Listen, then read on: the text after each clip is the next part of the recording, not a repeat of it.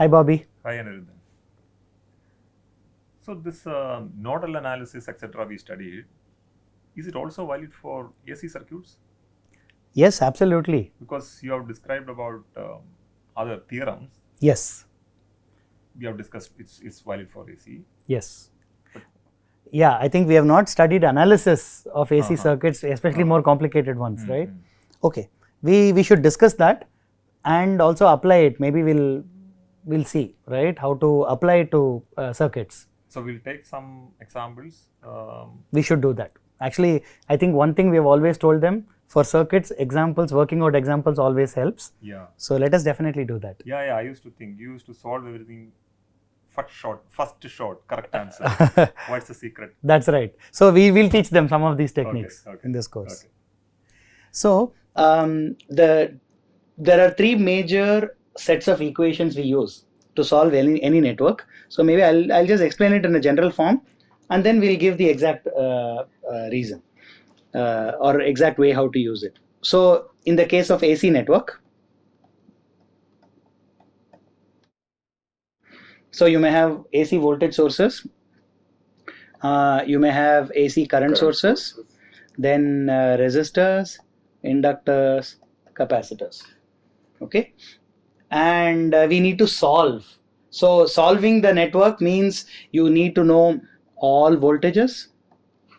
Okay. So the voltage, you take one node as reference, and you need to find out the voltage of every other node in the network with respect to that node. And you need to know all currents.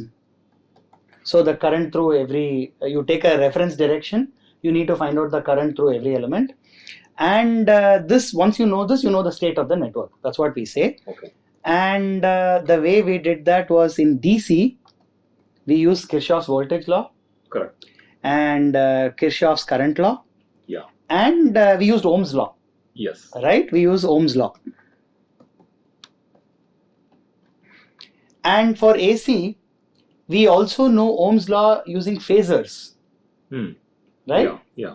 So if you have an impedance Z, angle theta. Yeah. And if you have, let us say, a current I angle 0.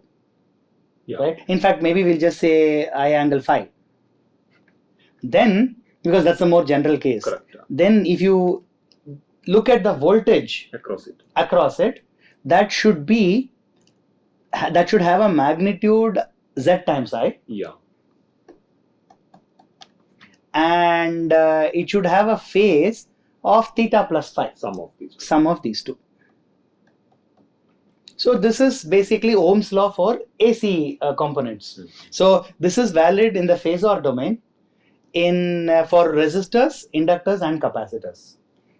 So and we have done it in polar form. This is valid in algebraic also. Yes. Right? Polar is easier to understand and represent. Correct. That is all. You can use the same set of three. Ohm's law for AC. Right? Using phasors. You can use all three to solve networks. And when we applied KVL, what we did was we very specifically went around a particular loop in the network. Correct.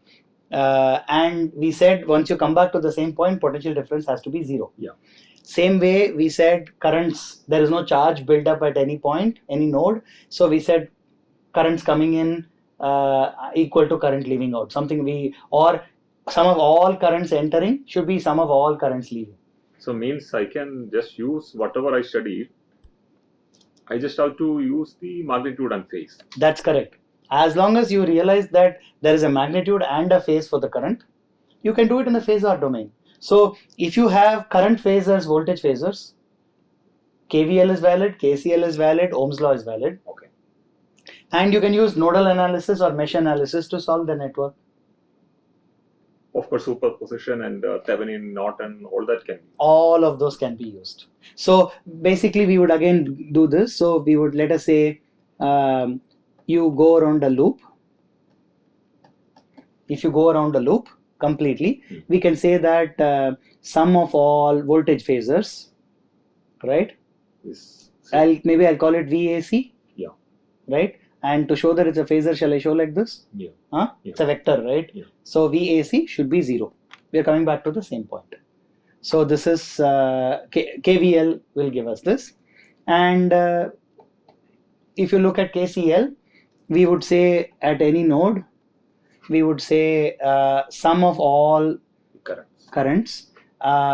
So entering the node has to be equal to sum of all currents leaving the node. We'll define it like that. I'll call it I in, which is the entering current. Again, phasor form should be equal to sum of all currents at the same node which are leaving. I'll call it I out. So I in is the current entering the node, I out is the current leaving the node. So these two, along with Ohm's law for AC for the phasors, can be used. So we will use these three. So this. We'll use these three to solve the network. Okay. But that's exactly what we did for DC as well. Correct. Except we were not using complex numbers. Correct. So, shall we try some textbook example? Sure. Sure. Let's do it. Yeah, I'll pick something. Sure. So, I have a current source. Okay. AC current source. AC current source. 0. Is it flowing upwards or downwards? Upwards. Okay. 1 angle 0. Yeah. Across that, parallel to that, okay. I have a 5 ohm resistor. Okay. 5 ohm resistor. Another capacitor. Okay. Another capacitor. Its value is minus J 10 ohm. 10 ohms. Okay. Minus J 10 ohms. Then on the top, okay. I have two elements in parallel. Two elements in parallel, okay. Yeah. One is a capacitor, another one is an inductor. Another one is an inductor, okay. Is this correct? Yes, correct. Capacitor is minus J5 ohms. Minus J5 ohms. And inductor J10 ohms. Plus J10 ohms. Then we can complete this part. There's nothing there. Okay. So an inductor and a resistor in parallel. In parallel. Okay. So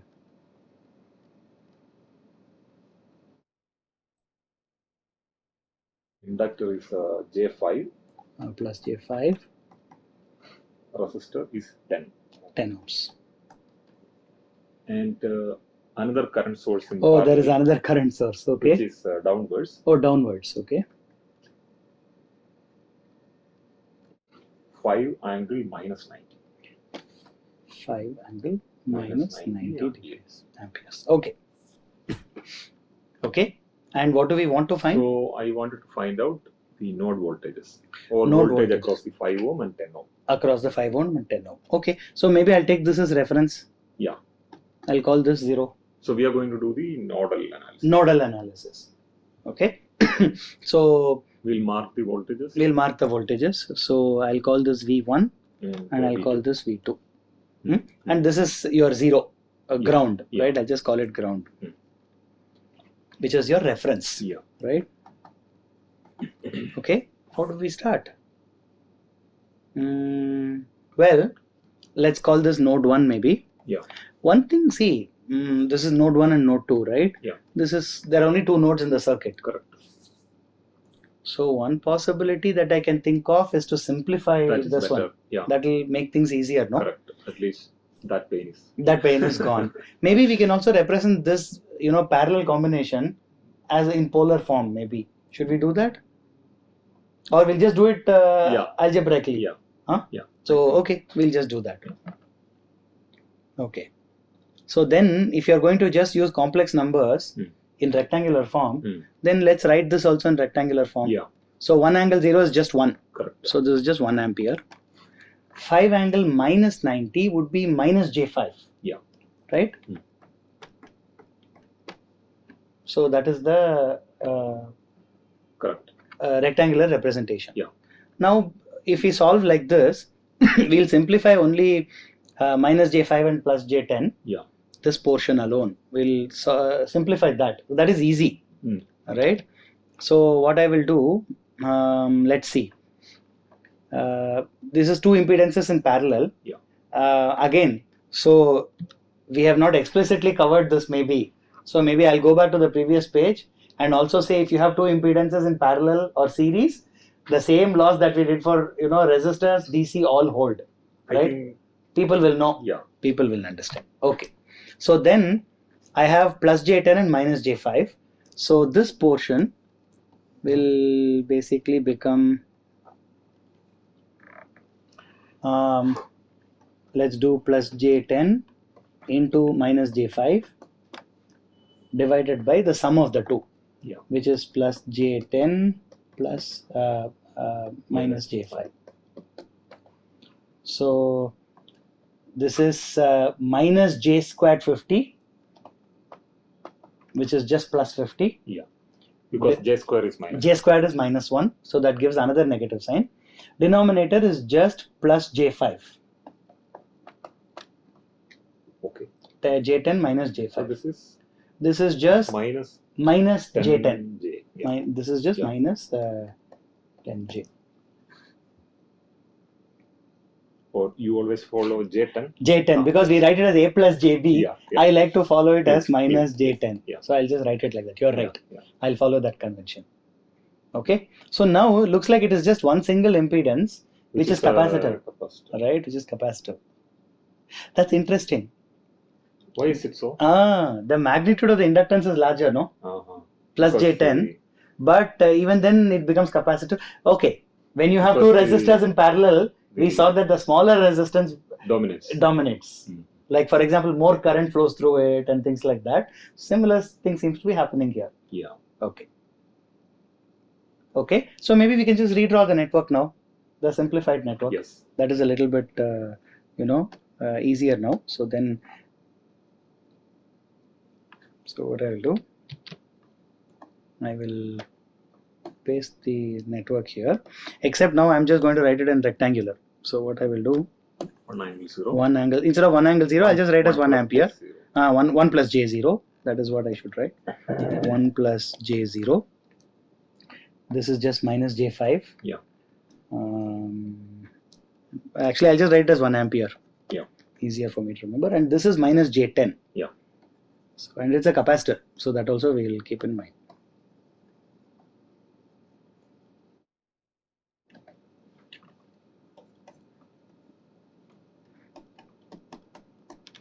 Minus J10. Yeah.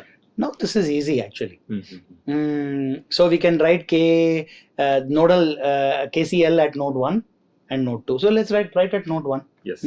So we'll just write KCL at node 1 and see what it gives us. We'll copy that circuit here, or? Yes, I think maybe it might be better, no? Yeah. So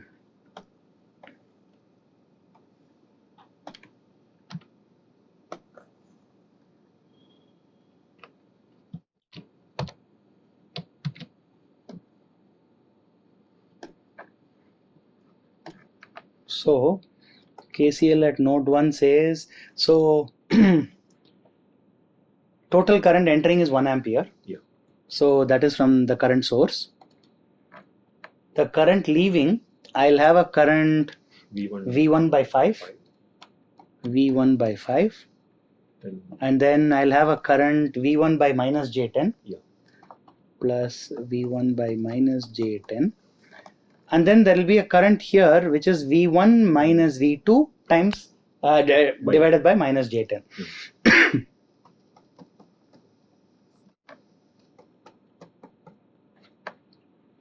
Right? Yeah. So maybe what we will do, we will combine all the terms corresponding to V1. So V1 will take outside. V1 will take outside. So this is 1 by 5. Yeah. Plus 1 by minus J10. 1 by minus J10 will give you 1 by minus J5. Yeah. Right?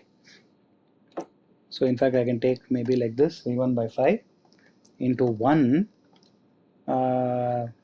plus 1 by minus J. Correct? Or yeah, it's 1 plus J. 1 plus J. So we just write it like that. 1 plus J. plus, again this we have minus V2 by minus J10, so that will actually give you minus JV2 by 10. Yeah. Right? Yeah. Okay. So this is one equation, and again we can do KCL at node 2.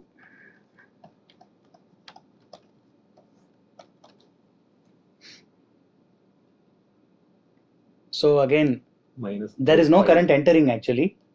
Yeah, All currents are leaving. Yeah. Right? With reference to V2. Yeah. So we'll say minus J5. That is the current, fixed current. Yeah. Plus V2 by 10 plus V2 by J5 plus this current will now be V2 minus V1, right? By minus J10. And that's it. We only have 4 currents. They're all leaving, so this will become 0. Yeah. J5 we will bring it to this side, or J5 will bring it to that side, and we'll just combine again all V1 and V2 terms separately. Yeah. So J5. There is only one V1. There is only one V1. So we'll. It will be minus J V1 by 10, correct. right? Minus J V1 by 10 plus V2 into, maybe we should take V2 by 10 outside into 1, let's see, V2 by minus 2J, right? Minus 2J, and then this would give you V2 by 10 is there, plus J, right? 1 by minus J is plus J. Yeah. So minus 2J plus J is minus J. Yeah. So 1 to 1 minus J. This should be equal to, we have taken minus J5 to the other side, J plus J5. Okay, so we basically have two equations. We have to use these two to calculate V1 and V2. That's what we do, right? Elimination of one variable and adding. What is the easiest way? Let's see. V2. So I think we'll have to multiply by some complex number, right, to bring it. So maybe what we'll do, let's do something easy. This one has 1 plus J. So let's try to make equation 2. This already has a negative sign. We'll multiply equation 2 with 2 into 1 plus J. Right? That will give you minus J V1 into 1 plus J by 5 into 1 plus J. We'll still need to multiply by something else, right? So if you multiply 2 with so we want this. Yeah. Let's take out the negative sign. Correct. So we need to multiply. So multiply 2 into 1 plus J is correct, no? Like this. But you also need to take care of this J. So I need to divide by J again. So if I multiply this, here we don't have the J. So if I take the equation 2 and multiply it by 2 into 1 plus J by J, minus J by J will give you a minus 1. Then V1 will remain. 2 into 1 plus J by 10 will give me this 1 plus J by 5. Right? Yeah. I think that should work. I hope that should work. Let's try it out. 2 into 1 plus J is, by J is... Actually it is 1 plus 1 by J. 2 into 1 minus J. Is actually, you're multiplying by 2 into 1 minus J. But I just looked at the coefficients of V1 so that it's easier for us. Right? And I see, I know why. Because this is also, so I understand. I see why you are asking. There is a 1 minus J here. Right? So you are actually multiplying by, so this is also equal to 2 into 1 by J plus 1, so 1 minus J, right? Okay, we'll keep that in mind. I think for V2, it might be easy. May be helpful. I see. Okay, so then let's multiply equation 2 by this, 2 into 1 plus j by j. Yeah. So this j and this j will get cancelled. 2 by 10 will give you 1 by 5 and this will give you 1 plus j. So minus v1. So what we'll get is minus v1 by 5 into 1 plus j by 5, right? Yeah. That's what we'll get for the first term. Yeah. And for the second term, v2 by 10, so 2 will become, right? 2 into equation 2 into, we said 2 into 1 plus j by j, right? Yeah. This is what we have done. So we get minus v1 by 5 into 1 plus j, v2 by 10 into 1 minus j into, you said 2 into 1 minus j. Yeah. Let's do this, 2 into 1 minus j. Okay, and that is equal to plus j5. Maybe this is very useful, 2 into 1 minus j. Correct. We'll use this. Yeah. Right? So this So 1 minus j into 1 minus j is 1 minus j the whole squared. So let's maybe do that individually, no? yeah. So this will give you 1 minus j the whole squared. So this will give you 1 plus j squared, which is minus 1 minus 2j. Yeah. Right? This is just minus 2j, right? Yeah. Okay. And this portion here will give you, okay, that we can write separately, I think. Yeah. So minus v1 by 5 into 1 plus j is plus v2 by 5 5 into minus 2j equal to 2 5s are 10 and 10j into minus j will give you plus 10. Yeah. Correct? That will be the real part. The imaginary part is just 10j. Yeah. 10 plus 10j. Right? Yeah. Okay, so maybe I'll call this equation 3. Okay? Yeah. Now we just have to add 1 and 3. Right? If you add equations 1 and 3, v1 will go away. I think we should have we'll I just think copy paste 1 copy paste 1 there. So I'll rewrite it because I want the constant on the right hand side. Yeah. Just like we have written it here. Correct. Right? I think equation 1 I wrote with the constant on the left side. This one I left it like this. We'll rewrite it. v1 by 5 into 1 plus j plus minus jv2 by 10, right? Yeah.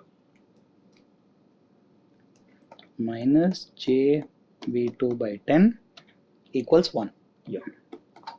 So this is your equation. Now we can add these two. Yeah. Right? So basically I'll just put a big plus sign here. So v1 will go. This will go. So excuse me.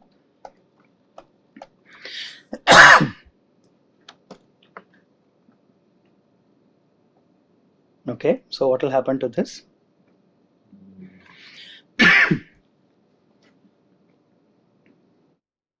That is 2v2 by. Maybe we'll write as 4v2 by 10. Correct. And then we have v2 by 10. Yeah. So 5v2 by 10.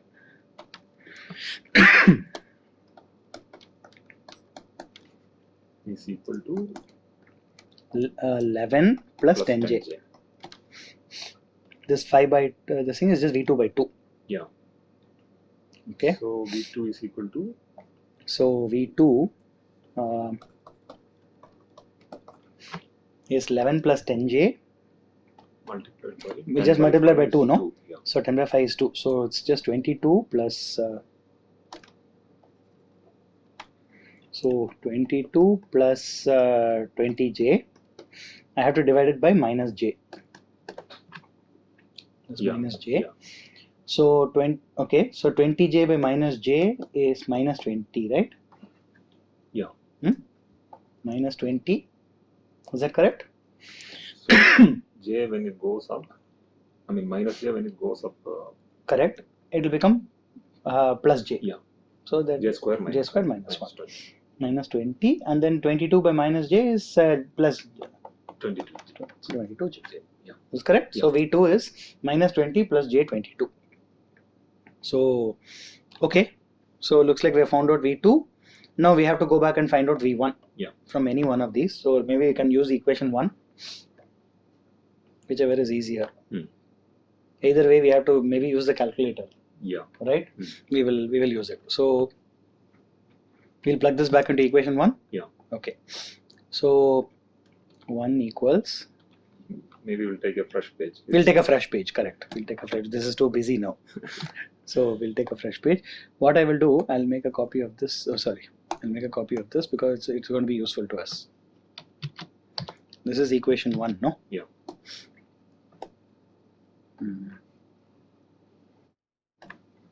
So V1 by 5. So this is V1 by 5 into 1 plus J minus JV2 by 10 was 1. So V1 by 5 into 1 plus J minus J into V2 is actually minus J into V2 by 10. Right, we have it here. So it is 11 by 5 plus 2J. Okay. Okay. So plus it 10J. is the correct minus. Oh, sorry. Oh, it's already minus. Okay. Correct. So we want minus J into V2 by 10. Correct. So minus J into V2 by 10. You just have to divide 11 plus 10J by 5. By 5. Yeah. Right. So plus 11 by 5 plus 2J. Correct. Equal to 1. It's correct, no? Okay. So then we'll do some easy thing. We'll multiply everywhere by 5. Yeah. Right. So we'll get V1 into 1 plus J plus 11 plus 10J equals 5. Yeah. So V1 will be 5 minus 11 is 6 minus 6 minus 10J by 1 plus J. Yeah. So maybe we'll just multiply and divide by 1 minus J. That is the classic way of doing it, no? So minus 6 minus 10J into 1 minus J by 1 squared minus J squared, so by 2. Yeah. Okay. So this will give me minus 6 Plus J. plus 6J minus 10J, and minus 10J into minus J is plus 10J squared, which is minus 10. Yeah. So V1 minus 6 minus 10 is minus 16 by 2 is minus 8. Yeah. And 6 minus 10 is minus 4J by 2 minus 2J. Minus J2, I guess. That's my... Super. Good. So we seem to have calculated both V1 and V2. So this was V2 and this is V1. So both are negative actually. At least the real part is negative. The imaginary part is, for one is negative, other is positive. They are going to be at some certain angles, right? We don't know. We can represent this as some angles. But unlike in DC, we just got a positive number or a negative number. Yeah. We were able to clearly tell current is entering, leaving. Correct. Here it's a little bit harder because you have negative reactance. I mean, we have reactance that can be the imaginary part of the complex impedance can be negative or positive. Yes. This represents a phase shift, basically, right? Yeah. Okay. Visualization is not that straightforward. It's not that straightforward. Correct. So, okay, great. So we have found out V1 and V2.